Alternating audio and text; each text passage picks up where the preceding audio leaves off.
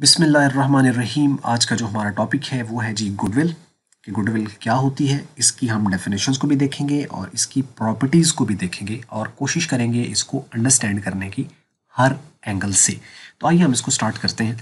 तो पहला जो पॉइंट है डेफिनेशंस का वो यहाँ से देखते हैं। बात कर रहे हैं कि goodwill is the reputation of business in term of money, यानी पैसे की शक्ल में जो शोहरत होती है किसी भी कारोबार की, उसको कहते हैं गुडविल। आपने अक्सर देखा होगा कि एक जगह पे दो बिजनेसेस हैं, दोनों सेम हैं, दोनों का एरिया सेम है, दोनों प्रोडक्ट एक ही बेच रहे हैं, लेकिन एक की सेल ज़्यादा होती है और कभी कभार नहीं, हमेशा से ज़्यादा होती है, और दूसरे वाले की जो सेल है वो कम होती है और कभी कभार नहीं, हमेशा ही कम होती है। और ये कोई एक दिन दो दिन की बात नहीं है, ये कोई बाय चांस नहीं है, ये सालों साल से ऐसा ही चलता आ रहा है। अब डिपेंड करता है वो कितने पुराने बिजनेसेस हैं। तो अगर ऐसा हो कि सेम बिजनेसेस हैं, सेम प्रोडक्ट सेल कर रहे हैं, सेम प्राइसेस ऑफर कर रहे हैं, लेकिन फिर भी एक की सेल ज़्यादा है, दूसरे की सेल कम है, तो जिसकी सेल ज़्यादा है उसके बारे में ये कहा जाएगा कि यार इसका कोई नाम है या इसका कुछ भी है जिसके तहत इसकी सेल बढ़ रही है, वो है उसकी शोहरत, मशहूर हो गया। अब वो मशहूर लाजिम बात है किसी न किसी वजह से हुआ है, वो जो वजह है ना वो उसकी गुडविल है, यानी जो वजह शोहरत बनी है वो उसकी गुडविल है। अब उसमें कई रीजंस हो सकते हैं। फॉर एग्जांपल हम छोटी दुकान से मिसाल लेते हैं तो हो सकता है किसी का अखलाक बहुत अच्छा है, यानी अखलाक उसका बहुत अच्छा है, वो कस्टमर को डील बहुत अच्छे तरीके से करता है, तो जो बंदा आता है वो कहता है यार ये बहुत अच्छा डील करता है, तो वो हमेशा प्रोडक्ट उसी से लेते हैं और गुन गाते हैं उस बंदे के। और दूसरी तरफ जो है वो ज़रा एक बंदा कड़क है, सख्त है, और वो शायद कस्टमर को इतना भाव भी नहीं देता, और कस्टमर खड़े रहते हैं और इतना ज़्यादा वो चीज़ नहीं होती है, तो मीन्स के वो फिर उसकी तरफ जाना पसंद नहीं करते। तो आप इससे देख सकते हो कि ये एक रीज़न हो सकती है या कोई और रीज़न हो सकती है। हम उस रीज़न के पीछे नहीं जा रहे, सिर्फ उस चीज़ को अंडरस्टैंड करने की कोशिश कर रहे हैं कि वो एक रेपुटेशन जो है उसको हम कहेंगे कि ये उसकी गुडविल है, और उस गुडविल की वजह से उसकी जो सेल है, जो उसका रेवेन्यू है वो ज़्यादा जा रहा है, और रेवेन्यू ज़्यादा होने की वजह से उसका प्रॉफिट भी ज़्यादा आएगा। तो यानी हम ये कह सकते हैं कि गुडविल की वजह से जो बिजनेस होता है वो ज़्यादा प्रॉफिट जनरेट करता है। गुडविल की वजह से बिजनेस ज़्यादा प्रॉफिट जनरेट कर सकता है। तो इसकी जगह पे आप सिंपल दो वर्ड्स में भी कह सकते हैं कि goodwill is the monetary reputation. Goodwill is the monetary reputation, monetary reputation. So monetary reputation of business is the goodwill. तो ये इसकी डेफिनेशन बेसिक समझ लगी होगी। अब हम चलते हैं सेकंड पॉइंट की तरफ। कहते हैं कि goodwill is the payment above the net assets. इस पॉइंट को अच्छी तरीके से समझ लेना। Goodwill is the payment above the net asset made by the acquiring company to the acquired company. देखो, आने वाले लेक्चर्स में हम एक टॉपिक है जिसको हम कवर करेंगे, गुडविल होती कितनी तरह की है। तो उसमें हम आपको बताएंगे गुडविल होती है दो तरह की। एक होती है सेल्फ जेनरेटेड और एक गुडविल, और एक होती है परचेज्ड गुडविल। सेल्फ जनरेटेड होती है कि एक कारोबार कर रहा है, इंडिविजुअली ही उसकी सेल ज़्यादा होती है और वो हर बार ही दूसरे से सेल अपनी ज़्यादा कर रहा है, तो हम ये कहते हैं कि इसकी गुडविल है, जिसकी वजह से इसकी सेल ज़्यादा होती है, इसका रेवेन्यू ज़्यादा होता है, इसका प्रॉफिट ज़्यादा आते हैं। ठीक है, उसे कहेंगे सेल्फ जनरेटेड, किसने अपनी गुडविल खुद बनाई हुई है। एक होती है परचेज्ड गुडविल। उसमें क्या होता है कि एक कंपनी दूसरी कंपनी को खरीद लेती है, तो जो खरीदने वाली होती है अगर वो उसकी वैल्यू से ज़्यादा उसको पेमेंट करे तो वो किसी रीज़न से करेगी, यानी जितने उसके बनते हैं उससे वो ज़्यादा कर रहे हैं, तो वो जितने वो ज़्यादा करेंगे पेमेंट, वो उसकी गुडविल कहलाएगी। इसी ये एक सादा जुबान में था। अब इसको हम ज़रा अकाउंटिंग की लैंग्वेज में अंडरस्टैंड करने की कोशिश करते हैं। वो ये है, देखिए ज़रा, एक्वायरिंग कंपनी है जो कंपनी बाय कर रही है, और एक्वायर्ड कंपनी है जो सेल हो रही है, जो बिक रही है। यानी ये जो बिक रही है वो है, और ये जो खरीद रही है ये वो है, एक्वायरिंग कंपनी। अब देखिए, तो गुडविल इज द पेमेंट, ये बहुत इंपॉर्टेंट है, above the net asset, above the net assets कर लें यहाँ पे, made by acquiring company to the acquired company. यानी जो एक्वायरिंग कंपनी है वो एक्वायर्ड कंपनी को जो पेमेंट उसके नेट एसेट से ज़्यादा करेगी, वो ज्यादा की गई पेमेंट उसकी गुडविल है। अब यहां पे देखिए कि इस वाली लाइन को हम जरा स्किप कर दें, आप सोचे नहीं लिखा हुआ, अब हम इसको जरा यूं पढ़ते हैं। तो कैसे पढ़ा जाएगा? Goodwill is the payment made by the acquiring company to the acquired company. तो गुडविल इज द पेमेंट, तो ये गलत हो जाएगी। Goodwill is not the payment made by acquiring company to acquired company. क्यों? क्योंकि पेमेंट तो वो कर रही है, लेकिन हर पेमेंट जो एक्वायरिंग कंपनी एक्वायर्ड कंपनी को कर रही है वो सारी की सारी पेमेंट उसकी गुडविल नहीं है। इसका मतलब कुछ पोर्शन ऑफ पेमेंट है, कुछ पोर्शन ऑफ पेमेंट है जिसको हम गुडविल कहेंगे। और वो कैसे होगा? जो उसके नेट एसेट से ऊपर है। अब नेट एसेट्स क्या होते हैं, मैं आपको यहाँ स्क्रीनशॉट शो करके यहाँ पे आपको दिखा देता हूँ कि नेट एसेट किस तरीके से कैलकुलेट होते हैं। नेट एसेट आएंगे कि टोटल एसेट एक कंपनी ने कितने खरीदे और उसने दूसरी कंपनी की लाइबिलिटीज़ कितनी ली। तो टोटल एसेट में से टोटल लाइबिलिटीज़ जो एक्वायर हुई हैं वो माइनस कर दीजिए। फॉर एग्जांपल हम कह देते हैं कि उसने 5 लाख के एसेट्स लिए हैं और 4 लाख की उसने ऑब्लिगेशंस यानी लाइबिलिटीज़ ले ली हैं। तो अगर इनका डिफरेंस लिया जाए तो 1 लाख आता है। तो इसका मतलब ये है कि एक्वायरिंग कंपनी को एक्वायर्ड कंपनी को कितना पेमेंट करना चाहिए? 1 लाख का, क्योंकि बनी उनका 1 लाख रहा है, यानी नेट एसेट्स आ रहे हैं 1 लाख के, तो उनको 1 लाख रुपया एक्वायर्ड कंपनी को दे देना चाहिए। अब अगर वो इस 1 लाख से ऊपर पेमेंट करते हैं, फॉर एग्जाम्पल वो 1,20,000 जो है वो उसकी पेमेंट कर देते हैं, तो अब ये जो 20,000 है ये उस 1 लाख से, यानी ये उस नेट एसेट से ऊपर है, अबव है। तो ये जो 20,000 ऊपर का है ये वो एक्स्ट्रा पे कर रहे हैं। तो ये जो एक्स्ट्रा पेमेंट की जाएगी ये उनको किसी वजह से पे की जा रही है कि उन्होंने अपना बिजनेस रन किया, वो प्रॉफिट्स अपने जनरेट कर रहे थे। अब चूंकि वो बिक गई है तो उस पिछली सारी एफर्ट का जो बेनिफिट है वो अब जो खरीदने वाली कंपनी है अब वो उठाएगी। तो जब वो उठाएगी तो उसको कुछ पे करना है, तो वो जो एक्स्ट्रा पे करेगी वो उसके गुडविल कहलाएगी। तो इसलिए हम कहते हैं कि goodwill is the payment above the net asset made by acquiring company to the acquired company. Possibly आपको ये पॉइंट आप समझ आ गया होगा। लें जी, नेक्स्ट चलते हैं इसकी अब नेक्स्ट प्रॉपर्टी की तरफ। नेक्स्ट प्रॉपर्टी में बात करते हैं कि goodwill occurs when there is some extra profit, जिसको सुपर प्रॉफिट कहते हैं। एक होता है नॉर्मल प्रॉफिट, एक होता है सुपर प्रॉफिट। प्रॉफिट्स की और भी बहुत सारी फॉर्म है, अगर हम इकोनॉमिक्स में चले जाए तो वहाँ और भी बहुत सारे हैं, लेकिन यहाँ पे आप ये समझ लीजिए एक होता है नॉर्मल प्रॉफिट, एक होता है सुपर प्रॉफिट।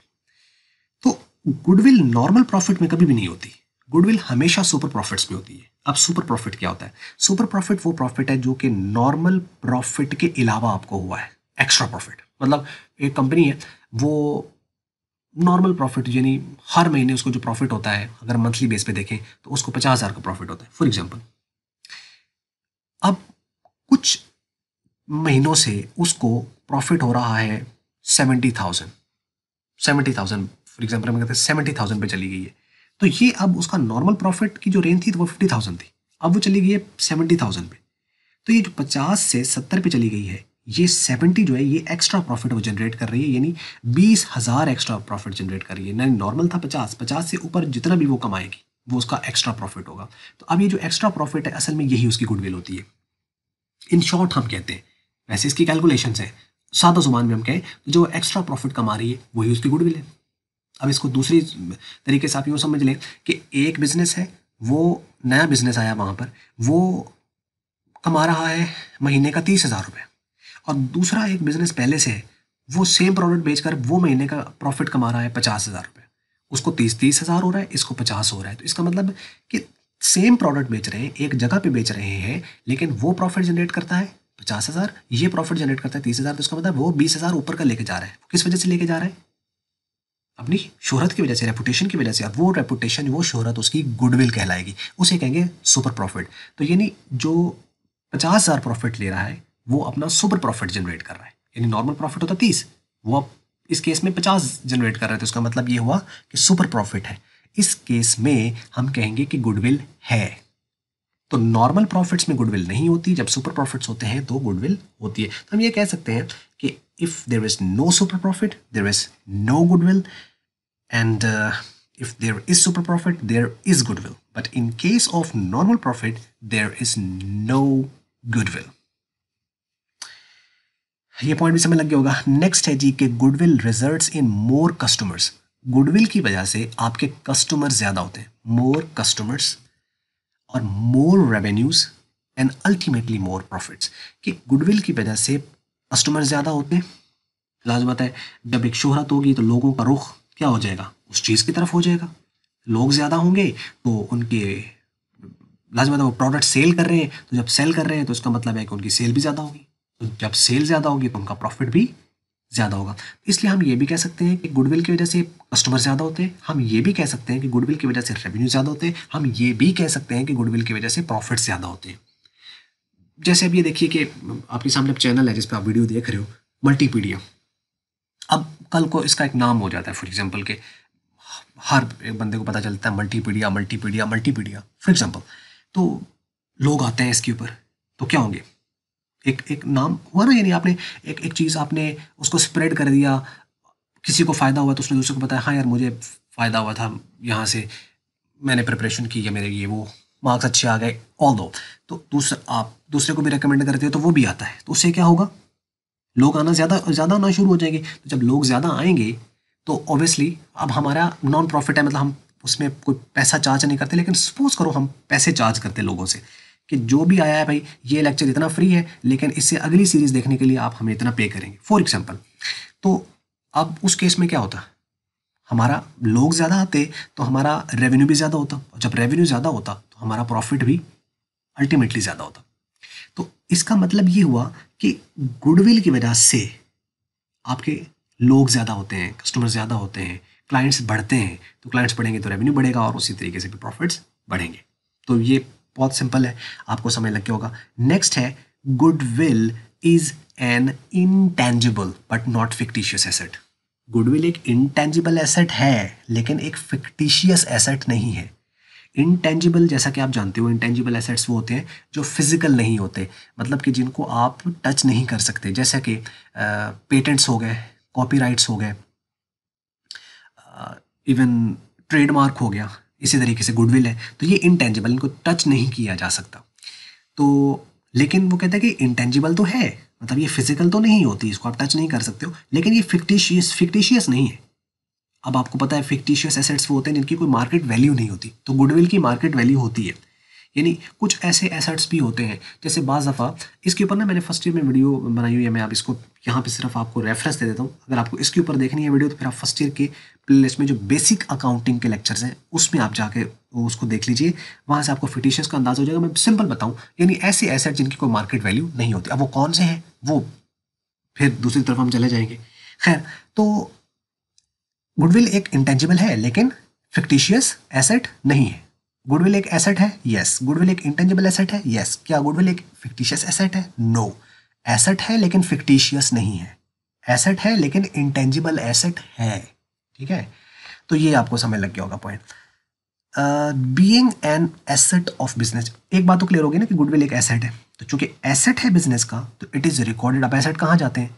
एसेट और लाइबिलिटीज बैलेंस शीट में जाते हैं। तो जो वो कहता है कि being an asset of business it is recorded on the asset side of balance sheet, तो इसको बैलेंस शीट में लिखा जाएगा। ऑब्वियसली चूंकि एसेट है तो एसेट साइड पे लिखा जाएगा, तो मतलब गुडविल कहाँ जाएगी?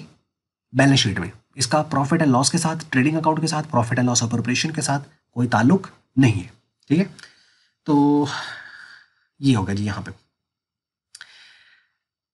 शो होगी, फाइनली शो होगी बैलेंस शीट में। ओके जी, goodwill is an unidentified asset unlike furniture and stock. कि गुडविल एक अनआइडेंटिफाइड एसेट है, मतलब एक ऐसा एसेट है जिसको आप आइडेंटिफाई नहीं कर सकते हो। It is an unidentified asset.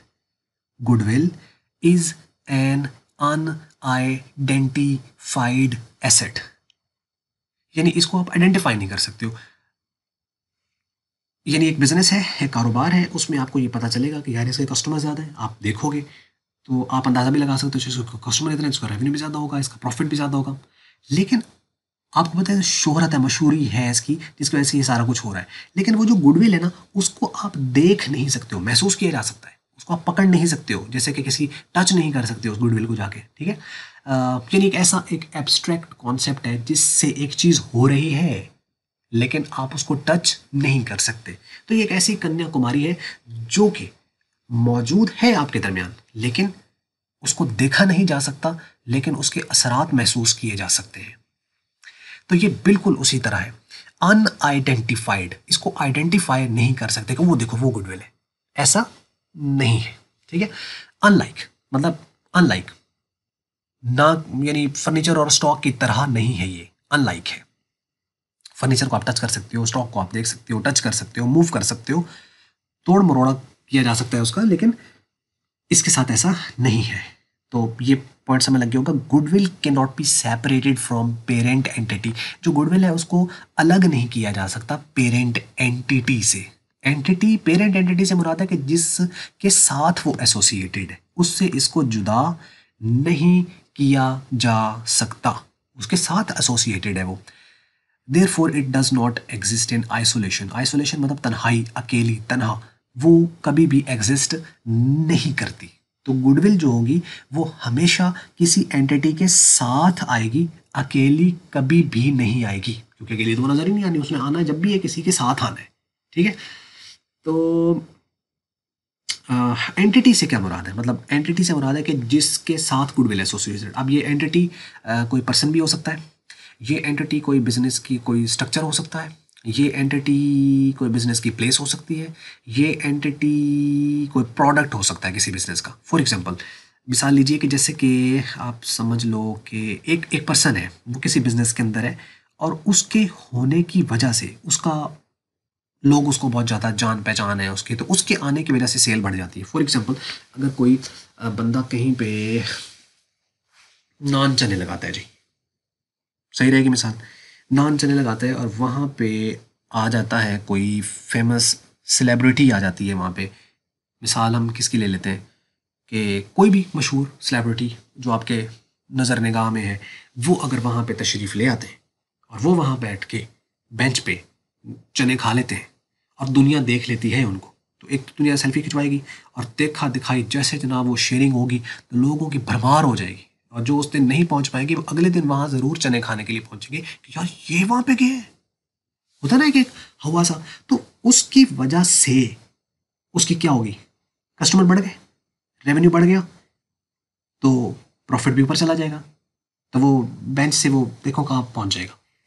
तो इसका मतलब है कि वो किसी पर्सन के साथ भी एसोसिएट हो सकती है। अब वो जहां पर्सन जाएगा वो गुडविल वहां पे उसके साथ जाएगी। ठीक है, तो पर्सन के साथ हो सकती है, किसी बिजनेस के स्ट्रक्चर या किसी जगह पे हो सकती है, किसी प्रोडक्ट के साथ हो सकती है कि एक प्रोडक्ट कहीं चल गया है, वो प्रोडक्ट जहां आप ले जाओगे उसकी गुडविल प्रोडक्ट की इतनी अच्छी है कि जिस जगह वो प्रोडक्ट जाएगा वो वहां चल जाएगा, तो वो प्रोडक्ट के साथ। लेकिन प्रोडक्ट कहीं रहे और गुडविल उसकी निकल के कहीं चली जाए, ये मुमकिन नहीं है।